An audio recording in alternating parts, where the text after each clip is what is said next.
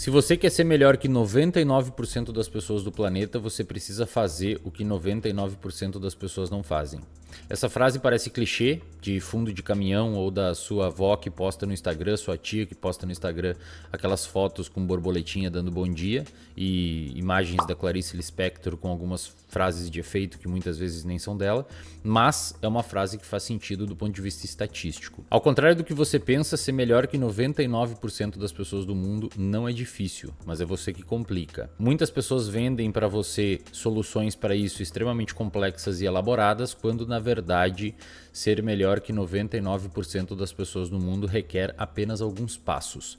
Nesse vídeo aqui eu vou mostrar para você o que você precisa fazer para ser melhor que 99% das pessoas do mundo, tudo com base em neurociência e psicologia comportamental, e uma vez você engajando nesse processo, muito provavelmente a sua evolução vai acontecer, desde que você perceba essa evolução para conseguir se manter motivado pelo processo e não necessariamente pelo resultado.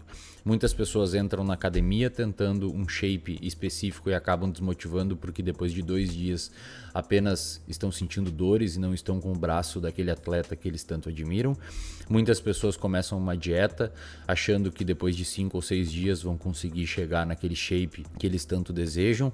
Muitas pessoas começam a estudar e numa intensidade tão grande que depois de um tempo não conseguem sustentar aquele comportamento, e essas pessoas têm algo em comum. Elas sempre estão buscando o resultado, buscando o resultado, buscando o resultado. O resultado ele é importante, mas você precisa deslocar a sua atenção para o processo. É o processo, uma vez engajado e gerador de motivação, que vai permitir com que você tenha o seu desempenho perpetuado na linha do tempo. Nesse vídeo aqui eu vou dar para você alguns insights e alguns passos que, se você colocar em prática, eu tenho razoável grau de certeza que vai te ajudar. Passo número 1. Parece ser interessante que você saiba manejar o seu estresse. Estresse é um dos principais fatores de risco para doenças psiquiátricas, e aquela pessoa que chega mais longe não é necessariamente a pessoa mais inteligente, mas sim a pessoa com melhor controle emocional. Então, se você quer ser melhor que 99% das pessoas do mundo, você precisa ter um controle emocional em dia, e para isso é necessário prestar atenção nos seus estados emocionais, é necessário consumir conteúdo que objetivem trazer inteligência emocional para você, e principalmente é importante que você entenda o que estressa você no dia a dia. E o que estressa você no dia a dia precisa ser retirado da sua vida dentro do possível, para que a longo prazo não se instale um estresse crônico e você fique refém disso. Passo número 2. Para a alteração dos hábitos, parece ser mais interessante você... Isso tudo baseado em neurociências, tá? Passo número 2. Para a alteração dos hábitos, parece ser interessante que você mude o seu ambiente e não necessariamente tenha só força de vontade, tá? Então, se você quer parar de fumar, se você quer parar de beber, se você quer parar de consumir pornografia, se você quer parar de ter alguns hábitos disfuncionais que você tem, parece ser interessante que você controle o seu ambiente, incluindo as pessoas que vivem com você. Essas pessoas que vivem com você muitas vezes são os gatilhos para os seus hábitos disfuncionais e os seus vícios. Os estudos em neurociência indicam que controlar o seu contexto parece ser mais eficaz que simplesmente ter força de vontade. Passo número 3. O córtex pré-frontal trabalha junto com regiões límbicas. Para quem não sabe, o córtex pré-frontal é uma região do cérebro responsável por planejamento e responsável pelas funções executivas juntamente com racionalização, tá? E parece ser interessante que você tenha essa região do cérebro bem desenvolvida. Essa região do cérebro trabalha juntamente com o sistema límbico, que é uma região composta por várias áreas que tendem a modular suas emoções, e essas duas regiões conversam se equilibrando. Ora você está com a região das emoções mais ativas, ora você está com a região da racionalidade mais ativa, como se fosse uma gangorra realmente. Se você tem muita racionalidade, isso não parece ser tão funcional, porque as emoções são importantes, ao contrário do que muita gente fala, para a nossa tomada de decisão. É muito difícil, por exemplo, você mudar o seu comportamento se você recebe um feedback negativo e você não sente aquela emoção negativa.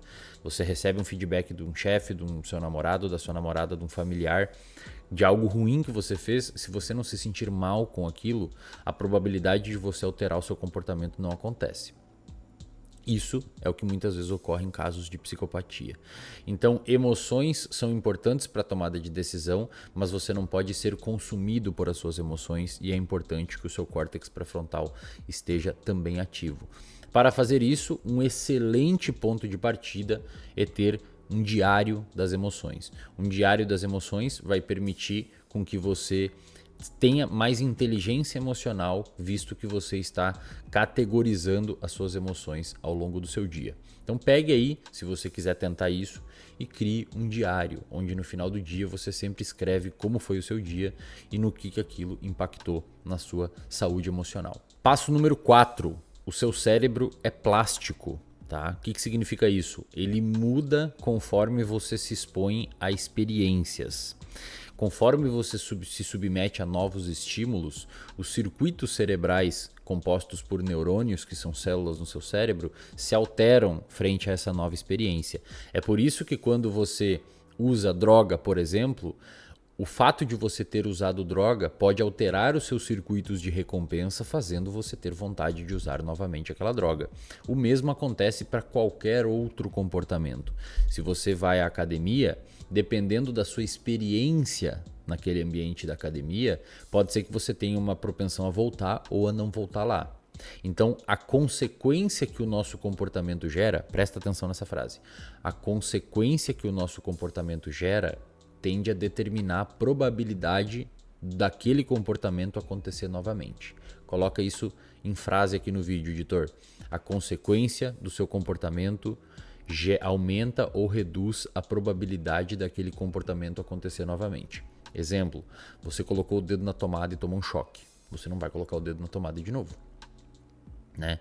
Você saiu com uma pessoa e essa pessoa te machucou um monte ou alguma coisa assim. A probabilidade de você não sair de novo é enorme.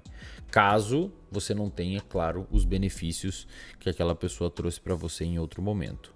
Então, você ter noção de que o seu cérebro é plástico permite com que você consiga ter um melhor afunilamento do seu comportamento para a direção que você quer. Então, é interessante que, frente a uma nova experiência, aquela experiência seja prazerosa para você, reforçadora para você, para que você continue perpetuando aquele comportamento. Passo número 5. Nós não evoluímos para sermos altruístas ou egoístas. Nós evoluímos para responder ao contexto que a gente está inserido. Alguns ambientes específicos podem despertar o seu lado ruim. Então tome muito cuidado com os contextos e os ambientes, incluindo as pessoas que você convive, porque essas pessoas podem despertar comportamentos que você tem que você não muitas vezes curte. Muitas vezes as pessoas, por viver num ambiente ruim, por viver com pessoas que te levam para um caminho ruim, acabam tendo comportamentos igualmente ruins, já que é o ambiente que modula o nosso comportamento e nós somos a média das pessoas que a gente mais convive. Aí a pessoa começa a se achar ruim, ela começa a se autoavaliar como uma pessoa ruim, ela começa a se autocriticar como uma pessoa ruim, quando, na verdade, a pessoa apenas está no ambiente errado. Então, cuide do seu ambiente e, dentro do possível, viva em ambientes mais adaptativos, incluindo pessoas. Passo número 6. A sua produtividade reduzirá drasticamente se você não dormir bem. Se você não dormir bem, muito provavelmente você ficará menos produtivo, mais impulsivo e mais propenso a ter comportamentos que você não gosta. Tá? As razões disso são inúmeras, mas a principal delas é que o seu cérebro fica sujo, quimicamente falando, quando você não dorme bem. O que é um sono bom? Basicamente de 7 a 9 horas.